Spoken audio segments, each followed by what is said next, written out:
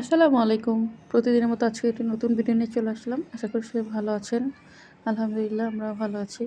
তো এই যে সকালবেলা, এখন তো আর সকাল নেই, এখন হচ্ছে মানে ১২টা পার হয়ে গেছে। আনাস খেলতেছে আর আমি ঘুম থেকে উঠেই হচ্ছে বিছানা গুছায় নিচ্ছি। তো সবাই জানে যারা প্রতিদিন আমার ভিডিওটা দেখে, আমার যে একটা কাজ থাকে যে ঘুম থেকে উঠেই হচ্ছে বিছানা গুছানো, বাসা গুছানো। তো ছোট্ট একটা রুম, তো এটা গুছাইতে বেশ সময় লাগে না, কিন্তু এটা এলোমেলো হয়ে থাকে অনেক। তো এই যে একটু রোদ আছে আজকে, তো এই নতুন গামছা ২টা কালকে নিয়ে আসছি। আর এই যে আমার হচ্ছে করলা গাছ ২টা উঠছে। আর ওইখানে ছোট, ছোট কয়েকটা হচ্ছে জাম্বুরা গাছের চারা বিচি ফালাইছি। এখন এটা কি জাম্বুরা গাছ নাকি আমি বুঝতেছি না। তো গাছ ভালো করে উঠলে তারপর বুঝতে হবে। তো ২-৩ টা করলা গাছ আর এই যে মানি প্ল্যান্টগুলো অনেকদিন পানি দেওয়া হয় না। আসলে আলসেমি করেই পানি দেই না, শীতকাল যেহেতু। তো শীতকালে হচ্ছে গাছের যত্নগুলো একটু বেশি নিতে হয়, যেমন মানি প্ল্যান্টের। তো আমার ইদানিং একটু খুবই আলসেমি লাগে।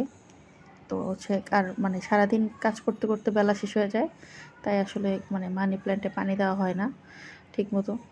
তারপর হচ্ছে একটু পায়েস খেয়ে নিলাম সকালবেলা। আর কি খাবো, ভাল লাগতেছিল না। তো শর্টকাট নাস্তা হিসেবে পায়েস খেয়ে হচ্ছে বাঁধাকপিটা বসাই দিয়েছিলাম সিদ্ধ। তো বাঁধাকপিটা হয়ে যাওয়ার পরেই হচ্ছে আমি যে এখন বাঁধাকপি ভাজিটা করে নিছি। তো পেঁয়াজ দিয়ে আর হচ্ছে একটু হলুদ গুঁড়া দিয়ে কাঁচামরিচ দিয়ে বাঁধাকপি ভাজিটা করতেছি। কাঁচামরিচটা দিতে একটু দেরি হয়ে গেছে। তো এইজন্য একটু আস্তে, আস্তেই রইছে। তো এখানে হচ্ছে ডিমটা আমি ভেজে নিতেছিলাম। একটু তেলের মধ্যে হলুদ আর লবণ দিয়ে নিছি। আর এখানে ডিমটা ভাজতেছিলাম। তো ডিমটা ভাজা শেষে আজকে ডিম ভুনা করব। তো এজন্য হচ্ছে আমি ব্লেন্ড করে নিতেছিলাম। আর ডিমটা এখান থেকে রেখে গেলেই হচ্ছে একটু পরে ফোটা শুরু করবে। এজন্য একটু পরেই হচ্ছে আমি পেঁয়াজ আর জিরাটা হচ্ছে ব্লেন্ড করে নিছি। তো এই যে এখন হচ্ছে ডিমটা দিয়ে দিব। তো একটু হলুদ, লবণ, গুঁড়ামরিচ দিছি আর হচ্ছে পেঁয়াজ বাটা আর জিরা বাটা দিয়ে হচ্ছে আমি যেকোনো ভুনা তরকারি করি। তো ডিম ভুনা হয়ে গেলে খাবার খাইতে বসছি।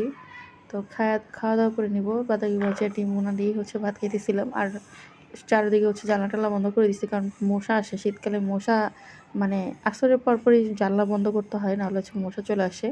তো আমি ৪টা বাজে হচ্ছে জানলা-টালনা সব লাগায় দিই। তো একটু চা খাইলাম, আমার ভালো লাগতেছিল না। প্রচণ্ড মাথা ব্যথা করতেছিল আর আনাস বাবু ঘুমাইতেছিল। তো চিন্তা করলাম যে একটু নুডলস রান্না করে রাখি। তো কী চিন্তা করতে, করতে অনেকগুলা নুডলস মানে সিদ্ধ দিয়ে দিছি। ২ প্যাকেটের মতো নুডলস সিদ্ধ দিয়ে দিছিলাম। আসলে কি যেন চিন্তা করতেছিলাম। আর আজকে তো বৃহস্পতিবার, ভাবতেছিলাম যে ইমু বাসায় আসলে আমরা একসাথে হচ্ছে রাতে মুভি দেখবো, তারপর হচ্ছে নুডলস খাবো। তো আর ইমু আজকে বাসায় আসছে 11টা বাজে। তো এই যে আলু আর হচ্ছে ফুলকপিটা আমি আগেই ভেজে নিচ্ছি। তারপরে হচ্ছে আমি একটু বাঁধাকপি দিব। তো আলু আর ফুলকপিটা হয়ে গেলেই পরে বাঁধাকপিটা দিব। সাথে একটু পেঁয়াজও দিচ্ছি, কিন্তু পেঁয়াজটা আমি হচ্ছে বেশি ভাজা করি নাই। তো এখানে হচ্ছে আমি কাঁচা টমেটো আর কাঁচা মরিচটা দিয়ে দিছি। তারপর হচ্ছে বাঁধাকপিটা দিব। তো একটু সামান্য পানি আর মশলা দিব, যেন হচ্ছে আলুটা একটু সিদ্ধ হয়। আর বাঁধাকপিটা দিলে তো মানে বেশি সিদ্ধ হবে না। তাই হচ্ছে এটা নাড়াচাড়া করে নিতেছিলাম। তো বাঁধাকপি দিয়ে পরে হচ্ছে একবারেই ডিম দিয়ে ফাটাইয়া পরে হচ্ছে এই যে নুডলসটা আমি রান্না করে ফেলছি। তো আনাস উঠে গেছিলো এর মধ্যে। আনাস উঠে হচ্ছে কান্না করতেছিল খুব। একা, একা বাসায় থাকে, ও যে কী কান্না করে! ও ঘুম থেকে যদি আনটাইমে উঠে খুব কান্না করে। তো ওরে কোলে নিয়ে রাখছিলাম কিছুক্ষণ। তারপর হচ্ছে চিন্তা করলাম যেহেতু হচ্ছে ইমুর আসতে দেরি, তাইলে হচ্ছে এই আলু, ফুলকপি আর হচ্ছে কাঁচা টমেটো দিয়ে একটি সবজি করে রাখি সকালবেলা রুটির সাথে খাওয়ার জন্য। আর এখানে হচ্ছে আমি আটার কাই করে নিচ্ছি, আটার রুটি বানাবো। তো আজকের মতো ভিডিওটা এই পর্যন্ত। সবাই ভালো থাকবে, সুস্থ থাকবে। আল্লাহ হাফেজ।